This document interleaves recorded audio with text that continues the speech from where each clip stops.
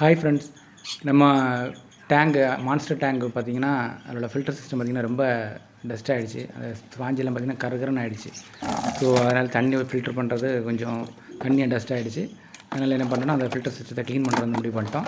2 டேங்குமே, நம்ம ஸ்டார் டேங்கும் சரி, இதுவும் சரி, ஷார்க்கோட டேங்கும் சரி, ரெண்டுமே க்ளீன் பண்ணுறதுக்காக மொத்தமாக அந்த ஸ்பாஞ்செல்லாம் நீட்டாக க்ளீன் பண்ணி அதில் கறி துண்டுகள் கல் எல்லாத்தையும் க்ளீன் பண்ணி எல்லாத்தையும் செட் பண்ணிட்டோம். பக்காவாக வந்து க்ளீன் பண்ணி அதில் ஃபுல்லாக அழுக்கையும் எடுத்துகிட்டு பார்த்திங்கன்னா அதில் பாக்ஸையும் க்ளீன் பண்ணிட்டோம். அந்த பாக்ஸிங் பண்ணிட்டு எல்லாத்தையும் நீட்டாக க்ளீன் பண்ணிவிட்டு எல்லாத்தையும் செட் பண்ணுறோம்.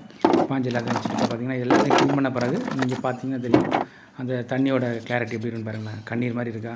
ஸோ அவ்வளோ கிளாரிட்டி ஆகிடுச்சு. ஸோ இதனால் ஃபில்டர் வந்து நமக்கு வந்து ஃபிஷ்ஷஸும் நல்லா ட்ரான்ஸ்பரண்ட்டாக தெரியும், நீட்டாகவும் இருக்கும்.